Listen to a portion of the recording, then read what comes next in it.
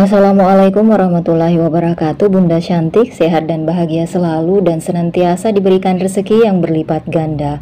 Amin. Cerita kali ini tentang pelakor yang jadi istri sah. Hari itu adalah hari kepulanganku dari negara tempatku bekerja sebagai pahlawan devisa.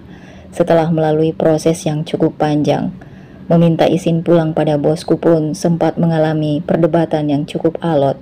Hal itu karena memang kontrak kerjaku yang belum selesai. Masih tersisa 10 bulan lagi kontrak kerjaku bersamanya. Tapi diri ini sudah mantap untuk pulang kampung halaman. Aku mempunyai alasan kuat untuk hal itu.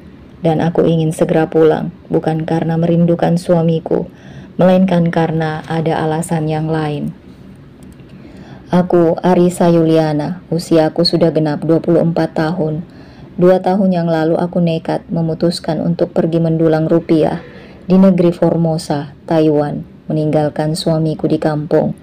Meski dengan berat hati, pada awalnya akhirnya suamiku mau mengizinkanku pergi. Alasanku karena ingin melupakan kesedihan pasca kepergian putri sematawayangku. Kesedihan masih menjalari hati di usia 9 bulan. Tuhan lebih sayang pada Anova putriku, hingga secepat itu Tuhan mengambilnya lagi. Siapa sangka kepergianku justru menjadi petaka bagiku. Kepulanganku kali ini harus menjadi aib yang tak terelakkan lagi.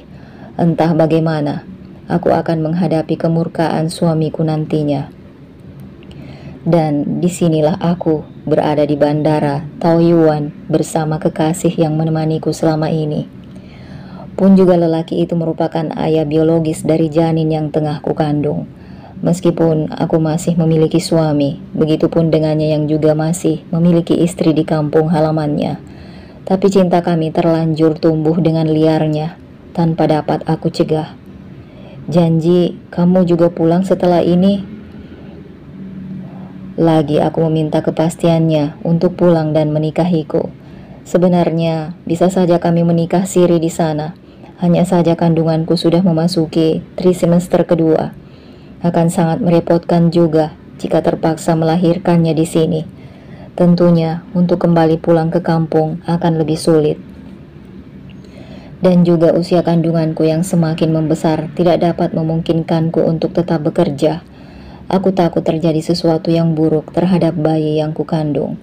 Aku janji pokoknya kamu tenang saja. 2 bulan lagi kontrakku habis. Aku pasti pulang untukmu dan bayi kita.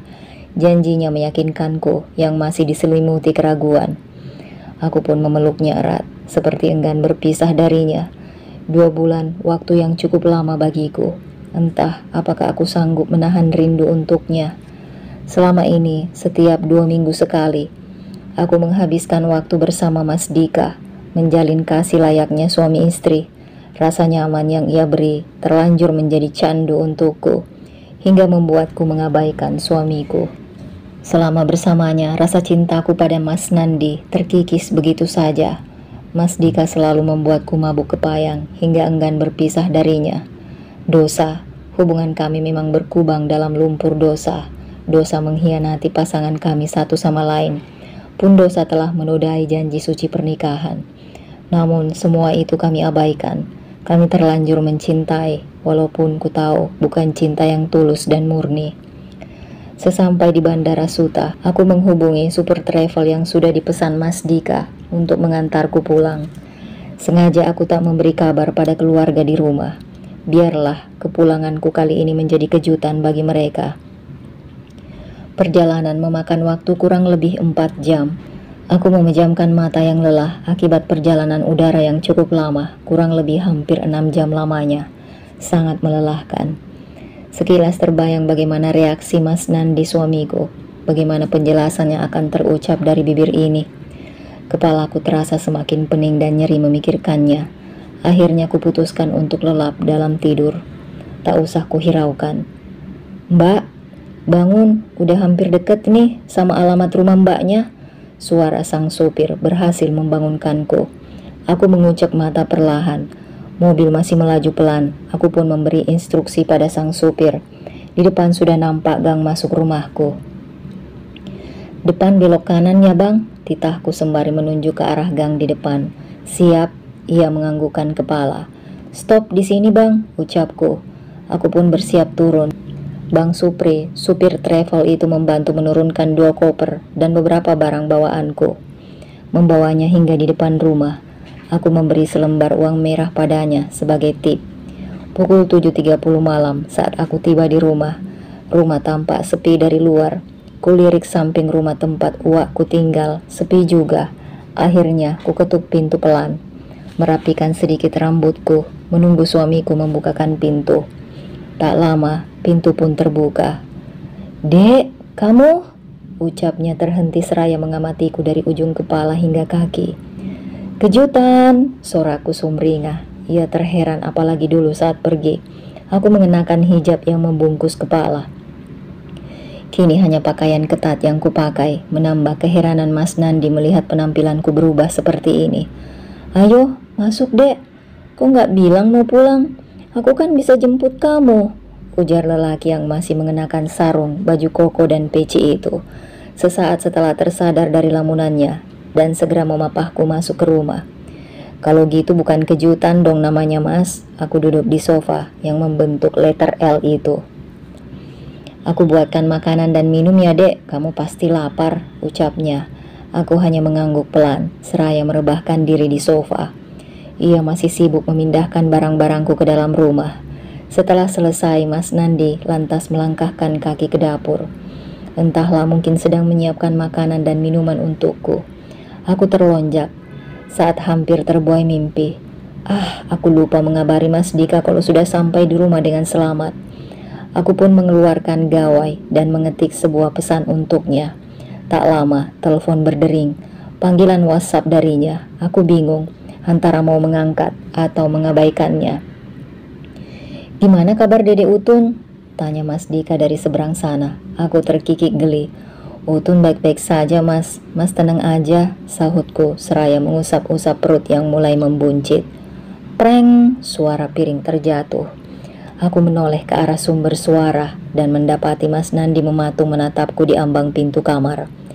Nasi goreng dan segelas teh hangat berserakan di lantai. Aku gugup. Mungkinkah perkataanku tadi didengar olehnya? Wajah Mas Nandi tampak merah padam, seperti tengah menahan amarah. Dadanya naik turun meredam emosi. Benar, sepertinya ia telah mendengar semuanya. Apa yang harus kulakukan sekarang? Hening masih menguasai kami. Gawai yang kugenggam luruh begitu saja demi melihat kilat amarah pada sorot mata Mas Nandi. "Mas," cicitku begitu lirih. Mas Nandi beranjak menghampiriku, masih dengan tatapan penuh amarah. Sedetik kemudian, Mas Nandi tiba-tiba sudah berada di depanku, mencengkram kedua lenganku dengan kasar. "Lepas mas," sekuat tenaga, kulepaskan cengkraman tangannya. "Siapa lelaki itu?" tanyanya dengan intonasi meninggi. Aku bergeming, tak mampu berkata-kata lagi. "Siapa? Benar apa yang tadi ku dengar, hah?" cecarnya semakin mengeratkan cengkraman. Aku mengaduh kesakitan. "Jawab, jangan hanya diam.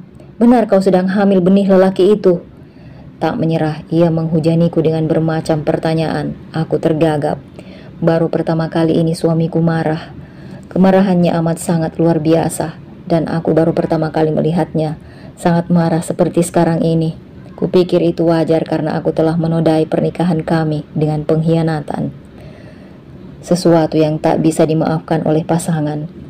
Kemana Mas Nandiku yang penyabar dan penuh kasih sayang itu? Selama berumah tangga dengannya tak pernah sekalipun ia membentakku seperti ini. "Iya, aku memang sedang mengandung anak lelaki itu. Terus apa maumu sekarang, hah?" Aku menghardiknya. Entah keberanian dari mana, itu bagai datang dengan tiba-tiba. Aku merasa terpojok. Sudah terlanjur basah, biar menjadi kuyup sekalian. Toh memang sudah terjadi. Kurasakan cengkramannya perlahan mengendur. Kudengar ia terisak, tertahan, menahan tangis yang penuh dengan rasa sesak. Kurasa ini kedua kalinya Mas Nandi menangis. Pertama saat kami kehilangan Anova, kedua saat ini, dan akulah penyebabnya. "Kenapa?" ia bertanya lirih, masih dengan isakan tertahannya. "Aku udah gak mau sama kamu mas, udah hilang rasa cinta ini." "Apa karena lelaki itu?" "Ya, apalagi dia ayah dari bayi yang kukandung." Aku melipat kedua tangan dengan pongah. Lupakan lelaki itu dan berhentilah berhubungan dengannya. Aku akan menerimamu bagaimanapun keadaanmu, karena kau masih istriku, istri yang kucinta, ujarnya penuh asa pengharapan. Namun hati ini seolah mati, tak tersentuh sedikit pun, mungkin karena telah dibutakan oleh bayang cinta Mas Dika. Enggak, aku udah enggak cinta sama kamu, Mas. Aku tetap kukuh dengan pendapatku. Secepat itukah kamu menghapus rasamu padaku? 1 tahun berpacaran dan hampir 4 tahun pernikahan bukan waktu yang singkat, Riz. Semudah itukah kamu berpaling dariku? Ujarnya meminta aku memikirkan kembali keputusanku. Pergilah, Mas. Aku yang akan mengurus perceraian.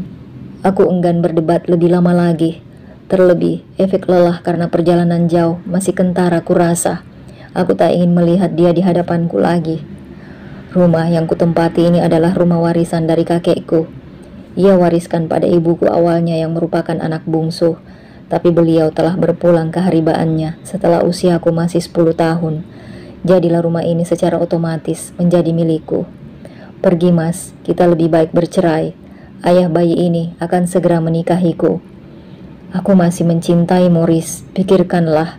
Aku tak akan mempermasalahkan kehamilanmu itu. Aku akan bertanggung jawab penuh pada kalian berdua. Sungguh, Riz, jangan memintaku pergi. Mas Nandi masih menghibah, memintaku melupakan hubunganku dengan Mas Dika dan membiarkan dirinya menjadi ayah dari janin ini. Mas Nandi memang sebaik itu. Namun, nuraniku sudah tertutup setelah bertemu Mas Dika. Tiba-tiba terdengar suara pintu diketuk. Perdebatan kami terjeda. Kutebak itu adalah uakku yang tinggal di samping kiri rumahku. Mungkin dia mendengar kegaduhan dari rumah kami. Gegas aku meninggalkan Mas Nandi yang masih terisak. Loh, Risa? Kapan pulang, nak? Tanya Uwak Mar, sembari memindai penampilanku, seperti yang dilakukan Mas Nandi saat pertama melihatku. Barusan aja, Wak, mungkin sekitar sejam yang lalu, jawabku, lalu menyuruhnya masuk.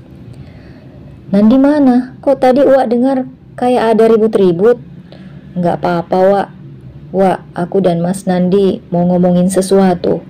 Ngomong apa, Riz? Tinggal ngomong aja kok, serius amat mukanya. Seloroh Uwak Mar. Aku mau ngomong sama semua keluarga, Wak. Keluarga aku juga keluarga Mas Nandi, tegasku. Ada apa toh? Kalian berantem ya? Raut wajah khawatir terlihat jelas dari wajah tua Uwak Mar. Mas Nandi keluar dari kamar, lalu berjalan menghampiri kami. Ia jatuhkan bobotnya di sofa. Gurat kesedihan masih nampak pada wajahnya. Sisa-sisa air mata pun masih dapat tertangkap oleh netraku. Kejamkah keputusanku ini? Nandi, tadi ribut-ribut kenapa toh? Kamu marahin istrimu? Apa masalahnya?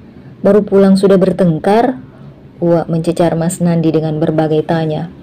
Sudah, Wak, aku mau ngumpulin semua keluarga di sini. Uwak Da dan Uwak Arul juga. Mas, jemput ibumu ke sini sekarang juga, perintahku. Malam ini juga harus selesai masalahku ini. Aku akan telepon ayah untuk ke sini, ucapku berlalu menuju kamar, mengambil gawaiku untuk menghubungi ayah. Hampir setengah jam semua orang sudah berkumpul di rumahku. Aku sempat membersihkan kekacauan di kamar. Bisa panik mereka jika saja kebetulan lewat dan melihat serpihan piring dan gelas di lantai. Suasana tampak tegang. 5 menit lamanya kami hanya saling diam. Aku pun memutuskan untuk membuka obrolan, daripada membuat mereka terombang-ambing menunggu yang tidak jelas. Risa mau cerai dari Mas Nandi, ucapku tanpa basa-basi lagi. Semua yang berada di sana saling pandang satu sama lain, menatap heran pula kepada aku dan Mas Nandi. Keputusan ini begitu tiba-tiba. Alasanmu apa, Riz? Belum juga 1 hari kamu pulang. Kok udah mikir yang aneh-aneh? Uwak Da menyahut. Iya nih, buah tangan saja belum dibagikan. Kok ya aneh tiba-tiba mau cerai? Uwak Mar menimpali dengan sedikit bercanda. Mak Rini, ibunya Mas Nandi, hanya bergeming di tempat tak banyak bicara. Mungkin Mas Nandi sudah sempat mengatakannya saat perjalanan ke sini. Aku sedang hamil dan ini anak hasil hubunganku dengan pacarku selama kerja di Taiwan. Aku sempat tergugup mengatakannya. Bagaimanapun ini adalah sebuah aib. Semua yang ada di sana begitu tercengang dengan apa yang baru saja kuucapkan. Tak heran bagiku ini sudah resiko yang harus kutanggung. Dari sekian orang yang hadir di sana, ayahlah yang terlihat sangat berang. Ia berdiri menghampiriku dan plak, tamparan yang begitu keras mendarat di pipi kananku. Pipiku terasa panas saking kerasnya tamparan yang kuterima. Tubuhku terhuyung. Wak Mar yang duduk di sampingku menahan tubuhku yang oleng. Kamu, bisa-bisanya malu-maluin keluarga saja. Bukannya pulang membawa kesuksesan justru kau lempar kotoran ke muka keluargamu. Di mana urat malumu, ha? Apa sudah putus urat malumu itu? Ayah berucap penuh emosi. Suaranya menggelegar bak petir di siang bolong. Bulir bening mengalir begitu saja. Ayah beranjak keluar rumah lalu membanting pintu dengan keras. Ayah benar. Jika ada orang yang sudah putus urat malunya, itu adalah aku. Akulah wanita yang tanpa rasa malu pulang membawa aib bagi keluargaku. Ketegangan masih menyelimuti ruang tamu rumahku. Aku bersandar pada bahu Wak Mar yang dengan sabar mengusap punggungku. Memang Wak Mar lah yang menggantikan peran ibuku selama ini. Beliaulah yang merawatku hingga dewasa. Ibuku pergi meninggalkan aku untuk selama-lamanya saat aku masih berusia 10 tahun. Lantas setahun setelah ibu meninggal, ayah menikah lagi dengan seorang janda muda. Dan semua tanggung jawab ayah akhirnya diambil alih oleh Wak Mar dan juga nenek. Mereka adalah orang-orang yang sangat berjasa bagiku. Akan tetapi aku telah tega dan mengabaikan kehormatan mereka dengan mencorengnya dengan sebuah aib yang kubawa sepulang bekerja dari Taiwan. Aku merasa enggan untuk tinggal dengan ayah dan juga ibu tiriku. Aku merasa terasing di sana. Keputusanku sudah bulat. Aku tetap memilih untuk bercerai dengan suamiku dan menyuruh Mas Nandi keluar dari rumah ini malam ini juga. Wak Da dan suaminya sempat memintaku tetap mempertahankan Mas Nandi. Apalagi kesalahannya memang berada di pihakku. Akulah tersangka yang membuat pernikahan ini akhirnya hancur. Akulah yang sudah berselingkuh dan menodai ikatan suci pernikahan kami. Ya, aku mengakui semua itu.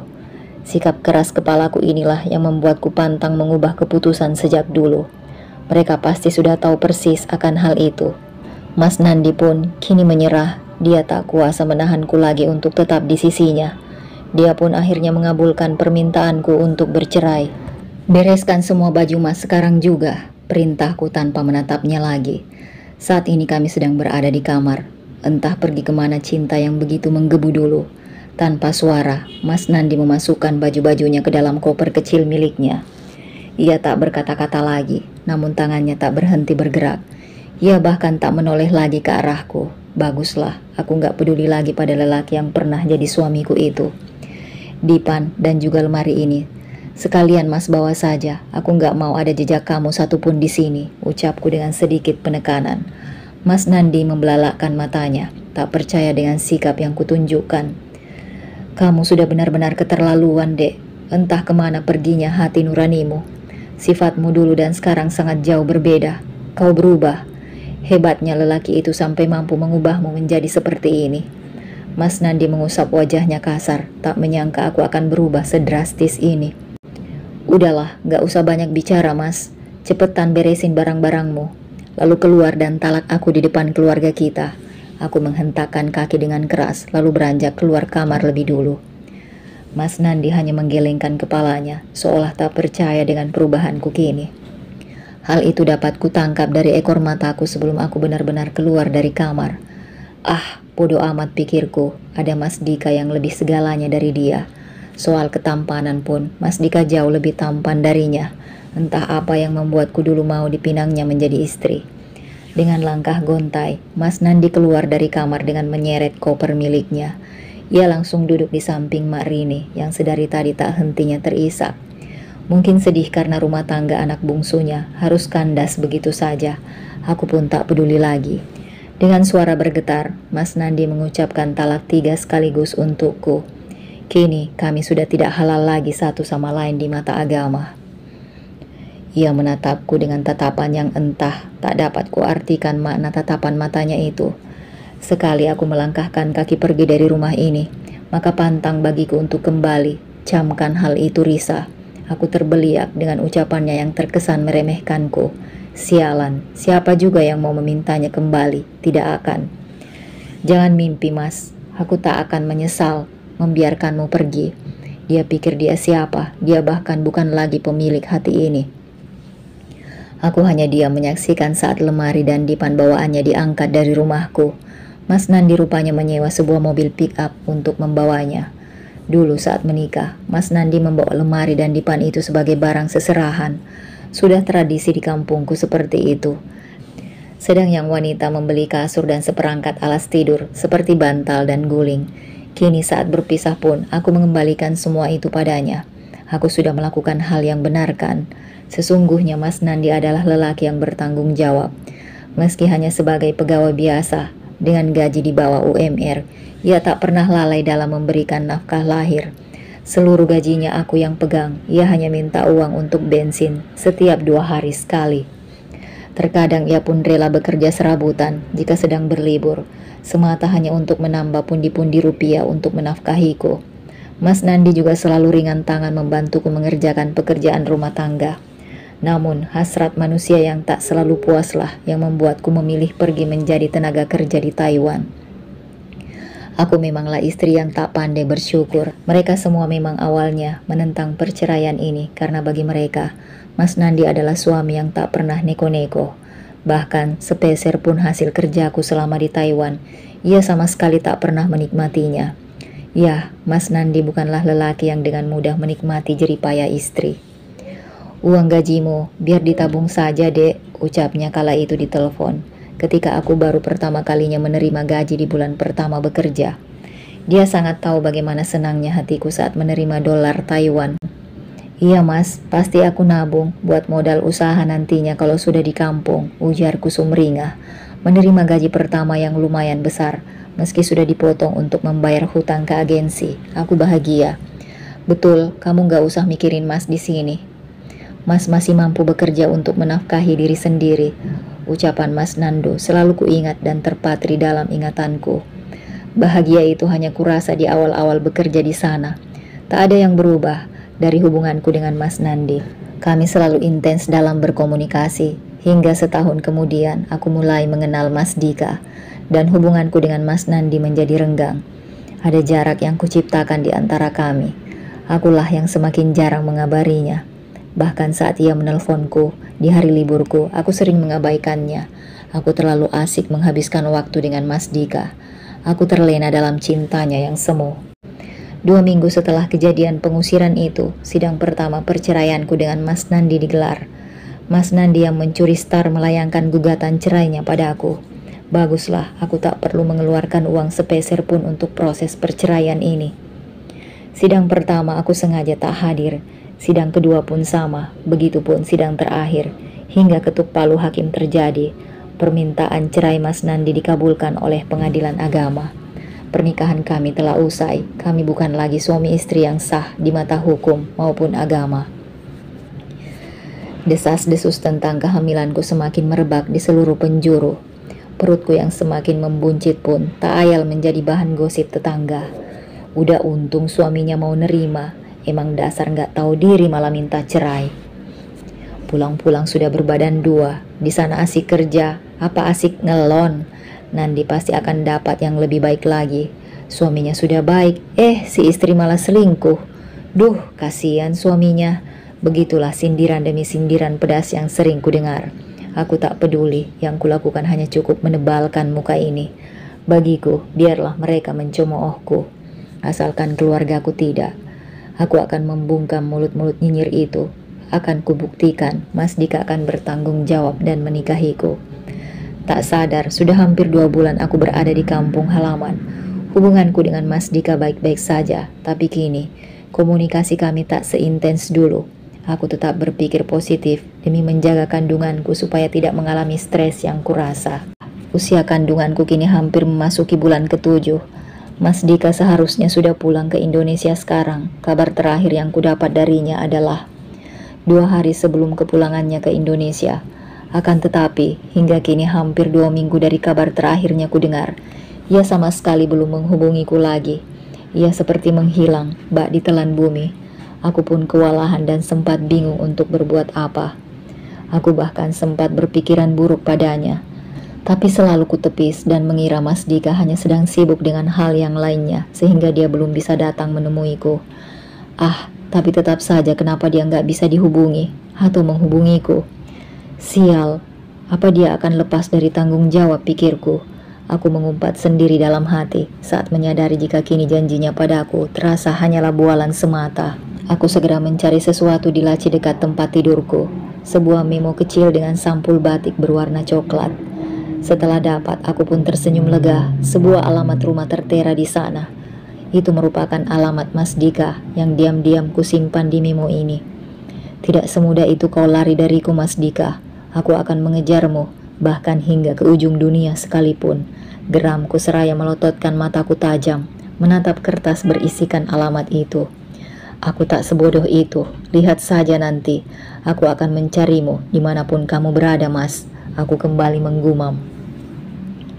Aku memang sempat mencatatnya. Itu kulakukan saat suatu hari kami sedang berkencan di sebuah hotel. Iseng-iseng aku melihat isi dompetnya dan menemukan KTP di dalamnya. Kucatat alamat yang ada di sana, berjaga-jaga jika suatu saat hal seperti ini akan terjadi. Benar saja dugaanku. Kini ketakutanku akhirnya terjadi. Tetapi aku tak akan menyerah. Akan kucari Mas Dika sampai ketemu. Tunggu aku, Mas Dika. Dengan kondisi perut yang sudah terlihat membulat, hari itu dengan ditemani kakak sepupuku, aku pergi menuju alamat yang dimaksud. Dengan mengendarai mobil sewaan, aku akan menjemput paksa Mas Dika untuk menikahiku, bila perlu menyeretnya jika dia berani mengelak. Kau telah salah berurusan denganku, enak saja pas bikinnya, tapi setelah itu mau lari dari tanggung jawab, itu takkan kubiarkan terjadi. Perjalanan memakan waktu yang cukup lama dan lumayan jauh, hingga hampir 2 jam lamanya. Rumahnya terletak di Kota B, yang merupakan perbatasan antara Jawa Barat dan Jawa Tengah. Kami sempat menanyakan alamat itu ke sana kemari, hingga sampailah kami di depan sebuah rumah model minimalis bercat biru muda. Sebuah mobil juga nampak terparkir di sana, tepat di sisi kiri rumah. Aku langsung merangsek masuk dan menggedor pintu dengan tak sabar. Kak Surya, sepupuku, mengingatkanku untuk tak membuat kegaduhan di tempat ini, serta memintaku untuk tak melakukan hal bodoh karena tersulut emosi. Tak lama, pintu pun terbuka, menampilkan sosok yang amat kukenal. Ia berdiri gagah dengan pakaian santai, celana pendek, kaos putih polos. Ia masih sama tampannya seperti dulu. "Mas," sapaku. Kamu?" Wajah Mas Dika mendadak panik. Wajahnya tampak memucat bagai melihat hantu di siang bolong. Tiba-tiba seorang wanita muncul di belakangnya. Wanita yang cantik dengan gamis marun dan hijab yang senada. Kutebak ia adalah istrinya, parasnya ayu dan tatapan matanya teduh. "Maaf, cari siapa ya, Mbak?" tanyanya. "Aku kesini mau minta tanggung jawab dari suami kamu, Mbak. Mas Dika ini sudah menghamiliku, Mbak," ujarku berapi-api dan tanpa basa-basi lagi.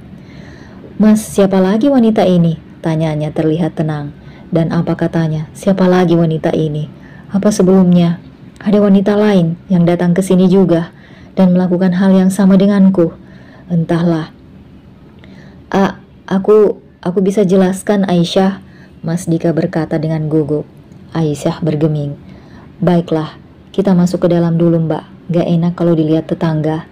Istri Mas Dika yang kutahu bernama Aisyah itu dengan lembut mempersilahkan kami masuk ke dalam. Kami sudah duduk saling berhadapan di ruang tamu rumah Mas Dika. Aisyah meminta pembantunya untuk membuatkan minuman untuk kami. "Sebenarnya Mbak ini siapa? Kenapa tiba-tiba datang dan mengaku telah dihamili Mas Dika?"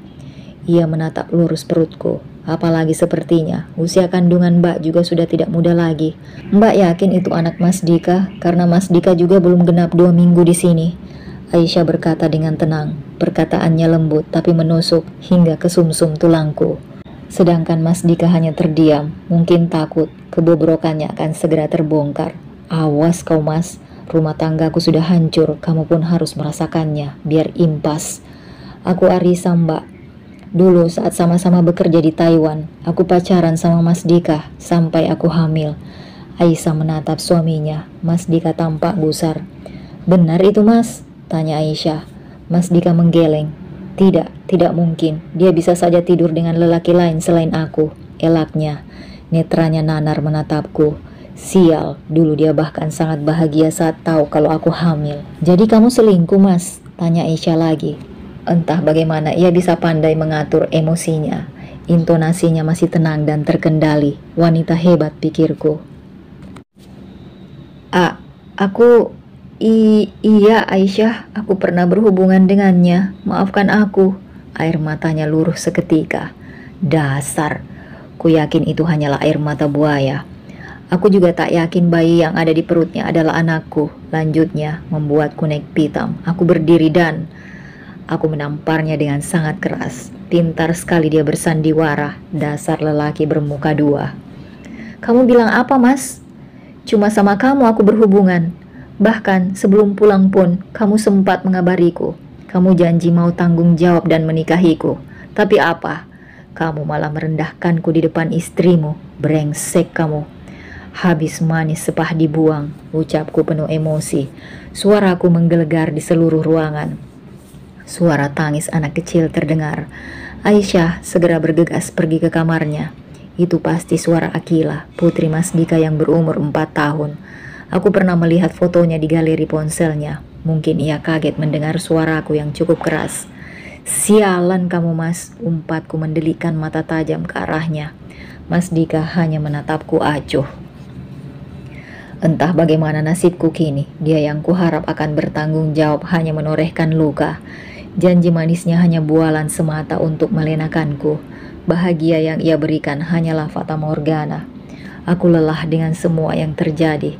Kenapa aku harus mengalami hal seperti ini? Pandanganku tiba-tiba menggelap. Setelah tersadar, ternyata aku tengah berbaring lemah di ruangan serba putih. Bau obat-obatan langsung terhirup di indera penciumanku. Jarum infus pun terpasang di punggung tangan kananku. Kepalaku masih terasa sangat pening. Aku memicinkan mataku dengan menyesuaikan cahaya yang masuk ke kornea mataku. Bau obat-obatan adalah yang paling kubenci seumur hidupku. Perutku seketika terasa mual, seperti sedang diaduk-aduk. Kamu sudah sadar, Riz? Tanyanya sembari mengamatiku. Ia pasti sedang merasa khawatir padaku. Aku hanya sedikit mual dan pusing, Kak. Apa yang terjadi tadi, Kak? Kenapa aku bisa ada di sini? Tadi kamu pendarahan, cuma sedikit sih. Terus kamu pingsan waktu di rumah yang kita datangi tadi, jawab Kak Surya. Ia sedikit sangsi untuk memanggil nama Mas Dika. Mungkin dia hanya belum terbiasa saja. Pendarahan? Dengan refleks, ku sentuh perutku. Takut terjadi sesuatu yang buruk saat aku pingsan tadi. Terus bagaimana bayiku? Dia baik-baik saja kan? Tanya aku khawatir. Sungguh, aku tak ingin terjadi hal yang buruk pada kandunganku. Bayi ini adalah satu-satunya hal yang kupunya untuk memiliki Mas Dika. Bayimu tidak kenapa-napa kok, Riz. Dokter memintamu supaya tidak terlalu stres. Aku menghela nafas lega. Syukurlah batinku. Saat ini hanya bayi ini yang kupunya. Dia jugalah alasanku bertahan hingga kini.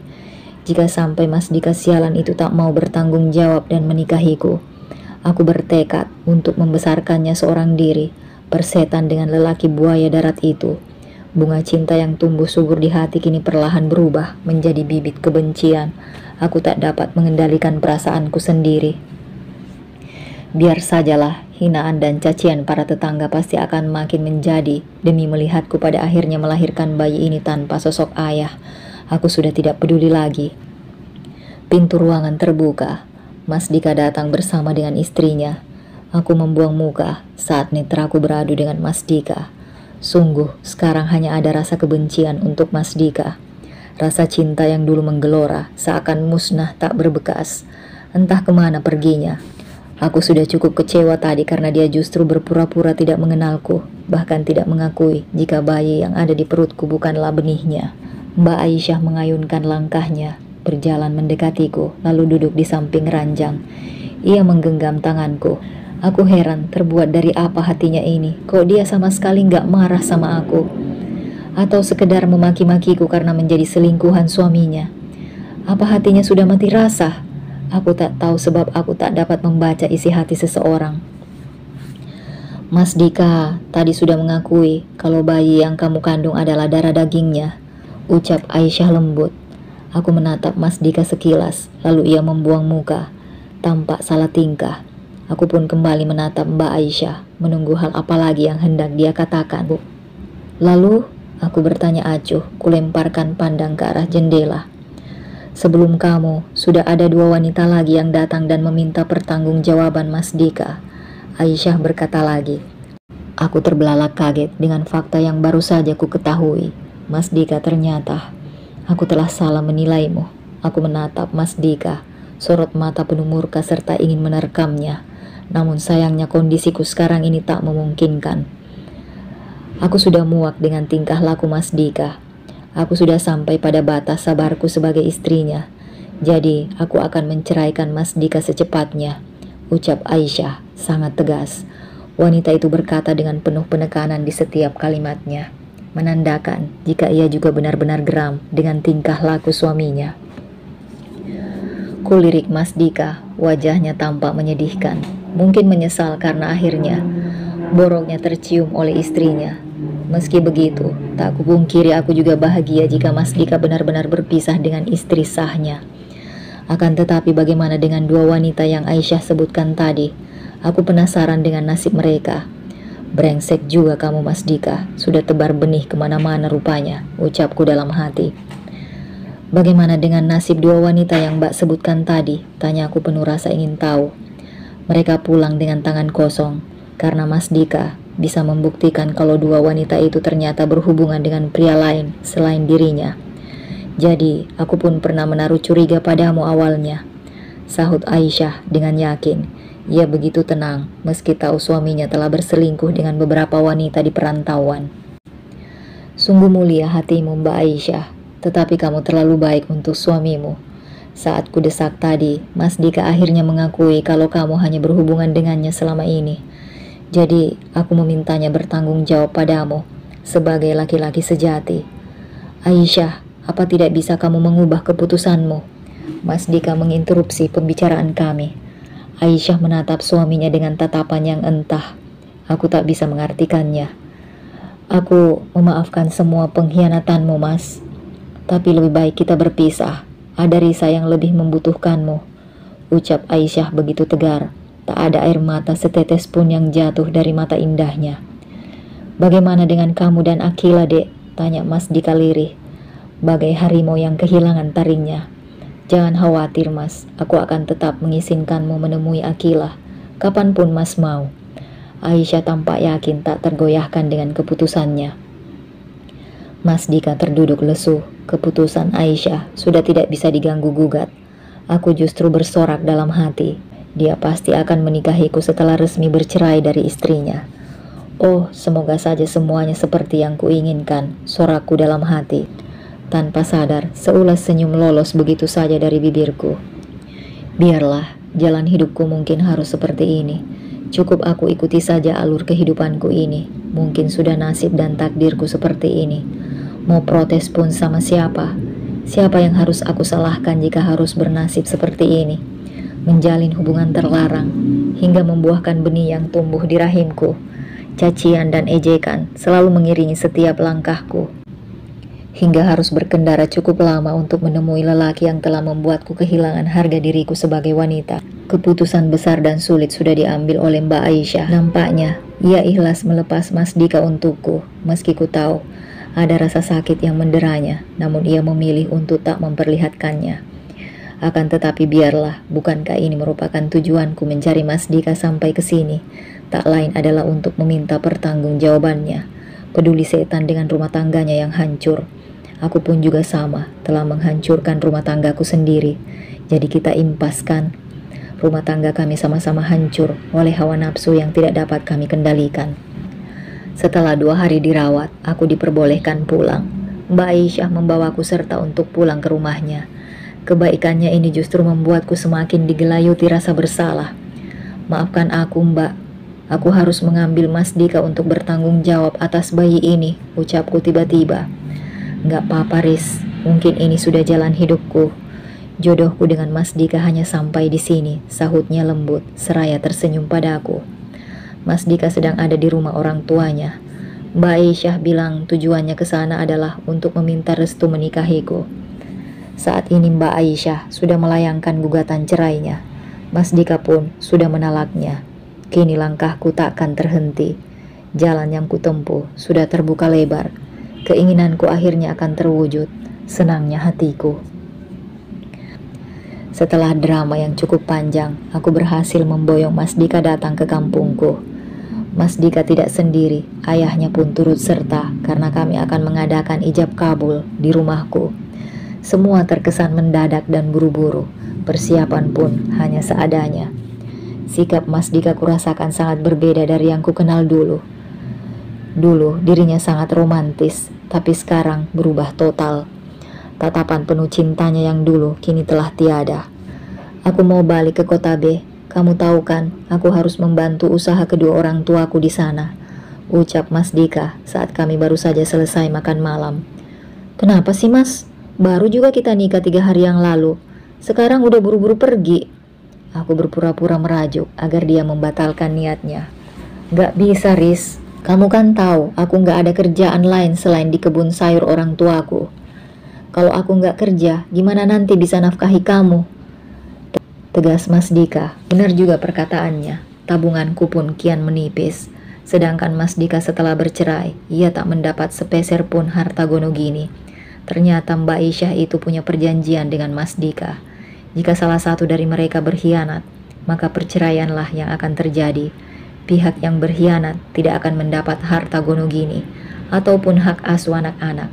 Begitulah yang dikatakan Mas Dika. Entah itu sebuah kebenaran atau kebohongan, aku sulit untuk percaya pada lelaki yang kini berstatus sebagai suamiku itu. Licik juga Aisyah itu. Dia berhasil menguasai seluruh harta yang Mas Dika hasilkan selama bekerja di Taiwan. Rumah, mobil, dan tabungan yang Mas Dika siapkan untuk pendidikan Akila. Di depanku dia bersikap seperti peri yang baik hati. Sedangkan di belakangku, dia tersenyum penuh kemenangan, telah mengambil semua harta suamiku. Pantas saja ia begitu mudah melepaskan Mas Dika untukku. Mas Dika bilang Aisyah memberinya 10% dari hartanya. Itu pun hanya karena kebaikan hatinya saja. Ia memuji Aisyah, sangat baik hati, meski sudah disakiti bahkan di depan mataku. Sandiwara Aisyah memang begitu sempurna. Aku jadi hilang respek padanya. Entahlah. Hari itu aku mengantar kepergian Mas Dika. Dia bilang akan sering berkunjung, tapi aku tak yakin mengingat janji-janjinya dulu padaku yang ternyata palsu. Aku berangkat ya, jaga kesehatanmu juga bayimu, ia berkata sambil mengusap perutku. Iya, hati-hati di jalan Mas, kabari aku kalau sudah sampai. Pasti, balasnya. Aku mencium pipinya. Ia mengacak pelan rambutku, lalu ia segera berlari masuk ke angkutan umum yang akan membawanya pulang. Setiap minggu Mas Dika rutin mengirimiku uang 500.000 tiap minggunya. Kami rutin bertukar kabar, meski tak seintens waktu pacaran dulu.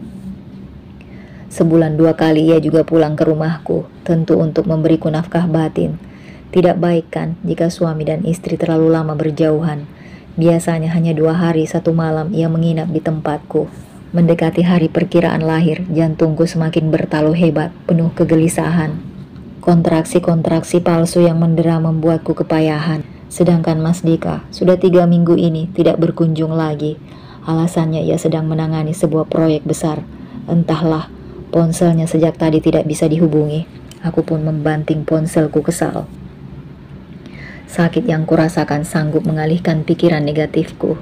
Aku mencoba mempercayai Mas Dika, meski tak dipungkiri rasa ragu pun masih menghantui hatiku. Malam itu, mulas di perutku semakin menjadi. Di rumah ini aku hanya tinggal sendirian.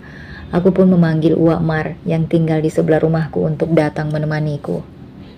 Pukul 11 malam, terjadi kontraksi yang kurasakan sudah tak tertahankan lagi. Uwak Mar dan Uwak Da pun panik, akhirnya langsung meminta tolong pada tetangga yang punya mobil untuk mengantarkanku ke rumah sakit terdekat. Kali ini mungkin aku harus melahirkan tanpa didampingi suami, tak seperti dulu saat melahirkan Anova. Mas Nandi suami yang siaga, dia setia menemaniku berjuang melahirkan buah cinta kami. Di saat rapuh seperti ini, kenapa pikiranku justru tertuju pada Mas Nandi? Bayangannya seperti terus menari-nari di benakku. Selama perjalanan menuju ke rumah sakit, Entah mengapa, hanya wajah Mas Nandi dan senyum lembutnya yang terbayang di benakku. Apa yang terjadi padaku ini? Sesampainya di rumah sakit, aku sudah tidak kuat untuk berjalan lagi. Sepertinya sudah ada pembukaan, pikirku. Tetangga yang menolong kami pun berinisiatif mengambil kursi roda untukku. Menyusuri ruangan dengan kursi roda yang didorong Uwak Mar, berpacu dengan waktu menuju ruang persalinan. Walaupun aku sudah pernah melahirkan Anova dulu, tetapi tetap saja nyeri akibat kontraksi di perut, sungguh tidak dapat kulukiskan dengan kata-kata. Saat aku hampir sampai di ruang persalinan, sepintas aku seperti melihat Mas Nandi yang tengah berjalan di depanku. Aku sempat ragu dan mengira jika aku pasti sedang berhalusinasi. Kami pun berjalan berpapasan, tetapi aku tak yakin itu Mas Nandi. Mataku berkabut oleh air mata yang mengumpul di pelupuk mata. Bisa saja kalau itu cuma halusinasiku. Tapi sepertinya malam ini aku harus berjuang sendirian.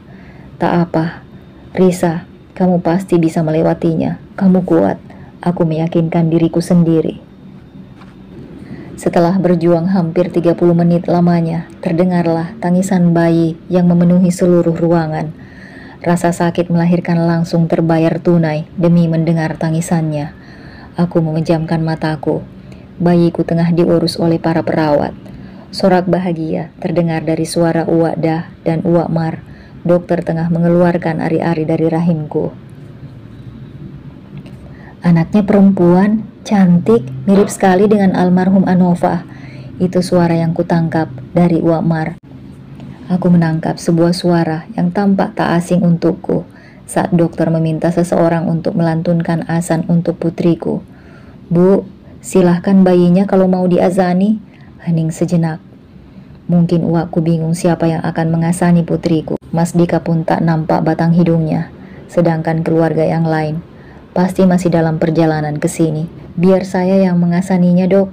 Suara itu kenapa seperti suara Mas Nandi? Tapi mungkinkah itu nyata atau lagi-lagi cuma halusinasiku saja?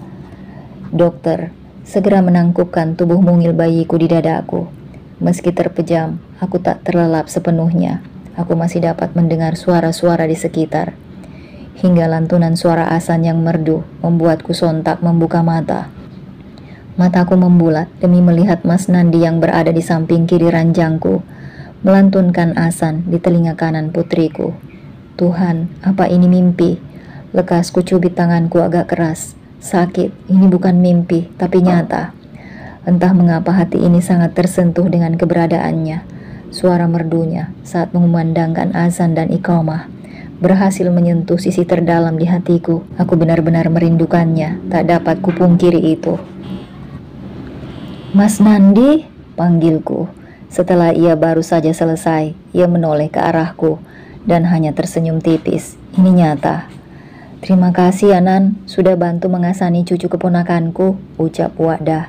Iya Wak, gak usah sungkan, saya permisi dulu ya, pamit Mas Nandi. Aku hendak bertanya banyak padanya, tapi kuurungkan saat dia langsung berpamitan tadi. Kenapa ada rasa tak rela dia pergi meninggalkan ruanganku? Dalam hati ini, mengapa berubah menjadi mendung? Apakah ini karmaku karena telah menyia-nyiakannya? Jika iya, ingin kuputar waktu saja, ingin kuperbaiki semuanya. Aku terisak, rasa sakit saat dijahit tak sebanding dengan penyesalanku ini. Sungguh bodoh diriku yang mencampakkan berlian demi memungut kerikil tak berguna. Aku meruntuki kebodohanku sendiri. Sakit ya Bu, sampai nangis gitu. Tahan ya, bentar lagi selesai nih, ucap Dokter Ayu menghiburku. Ia melihatku terisak. Ku tahu namanya dari nama tag miliknya. Bukan karena sakit itu dokter, racauku dalam hati. Andai aku tidak tergoda untuk bermain api, andai aku menerima tawarannya dulu, andai aku tak dibutakan oleh cinta semu Mas Dika. Setelah proses melahirkan yang cukup menguras tenaga malam itu, mataku terpejam erat, lelah mendera sekujur tubuhku. Aku terlelap sebentar. Setelah memberikan ASI pertama untuk putri cantikku, kini dia telah terlelap di ruangan bayi. Rasanya aku ingin sekali menyeret Mas Dika, andai dia dekat, agar dia menyaksikan betapa sulitnya perjuanganku dalam melahirkan buah cinta kami. Supaya dia dapat berpikir beberapa kali sebelum melakukan perselingkuhan. Namun semua rasanya tidak mungkin. Mas Dika saja masih belum ada kabar dan juga membalas pesanku. Aku sudah mengirimkan pesan dan memberitahunya kalau putri kami sudah lahir. Akan tetapi, pesan di aplikasi hijaunya hanya centang hitam 2. Sejak beberapa jam lalu, pertanda pesan itu belum dibaca oleh Mas Dika. Dalam hatiku, sempat bertanya-tanya tentang apa yang kira-kira sedang dilakukannya saat ini. Aku pun sempat menelponnya beberapa kali, tapi tak dijawab. Membuatku semakin kesal saja. Di mana dia? Sedang apakah dirinya saat ini? Begitulah yang aku pikirkan sedari tadi. Bayangan buruk akan pengkhianatan Mas Dika tiba-tiba saja datang menghantuiku. Sungguh, mengapa hati ini selalu diliputi rasa ketidakpercayaan terhadap suamiku sendiri? Padahal hal itu sangat merugikan dan membuang waktu. Padahal apa yang kita pikirkan juga belum tentu terjadi, kan? Bagaimana pikiran buruk itu tidak datang, sedangkan di saat seperti ini saja justru suamiku menghilang tanpa satupun kabar. Awas kau Mas, geramku tertahan. Kehadiran Mas Nandi tadi ternyata sanggup menumbuhkan desiran halus di hatiku. Entah perasaan macam apa ini, mungkinkah ini adalah rasa rinduku padanya yang telah bersembunyi di sudut terdalam hatiku. Mas Nandi, andai aku bisa memutar waktu, aku sungguh ingin kembali dan memperbaiki rumah tangga kita. Aku menyesal dengan sikap keras kepalaku yang tetap kukuh meminta cerai darimu. Namun aku salah, hati ini ternyata masih menyimpan cinta yang begitu dalam pada sosok Mas Nandi. Aku sangat menyesali semua itu kini. Ah, bodohnya aku membuang cinta tulus Mas Nandi demi mendapatkan cinta semu Mas Dika. Bodoh. Terlintas pertanyaan yang sedari tadi mengganjal di hatiku, di sela-sela kebahagiaan yang sedang kurasakan atas kehadiran sang buah hati. Batinku bertanya-tanya, kenapa Mas Nandi semalam bisa ada di rumah sakit ini? Apakah ini semua kebetulan ataukah takdir? Lantas, aku pun berusaha mengumpulkan keberanian diri untuk menanyakan pada Uwak Mar tentang kehadiran Mas Nandi. Uwak, semalam kok Mas Nandi bisa ada di sini? Apa Uwak yang kasih tahu dia kalau aku mau lahiran? Tanyaku saat Uwak Mar menyodorkanku teh hangat dan roti untuk mengisi perut. Oh, itu Nandi di sini karena sepupunya itu loh sedang dirawat juga di sini. Jadi dia lagi nungguin sepupunya gitu. Kebetulan dia lihat Uwak di depan ruang tempat kamu operasi semalam. Lalu dia menyapa Uwak, jawab Uwak Mar. Jadi Mas Nandi berada di sini karena sepupunya, bukan karena sengaja ingin menemuiku. Aku terkekeh dalam hati, sebab sudah terlalu percaya diri, dan tadi mengira kalau alasan Mas Nandi ada di sini karena aku. Di sudut hatiku yang terdalam, aku masih mengakui semua kebaikannya. Dia masih saja sama seperti dulu, tetap loyal dan solid terhadap orang-orang yang dia kenal. Namun sayangnya, dia bukan lagi milikku. Apakah aku bisa memiliki Mas Nandi lagi? Penampilannya saat ini pun sangat keren. Aku sampai pangling dan sempat gak nyangka jika penampilan Mas Nandi akan sekeren itu. Penampilannya yang dulu kini telah berubah. Apa kamu pikir Uwak yang ngabari Nandi? Aku mengangguk samar, malu karena aku berharap jika Mas Nandi memang berniat menemani momen melahirkanku. Mana mungkin Uwak ngasih tahu Nandi kalau kamu mau lahiran. Kalian kan sudah bukan suami istri lagi. Perkataan Uwak Mar sukses membuatku sadar dengan perbedaan status kami saat ini.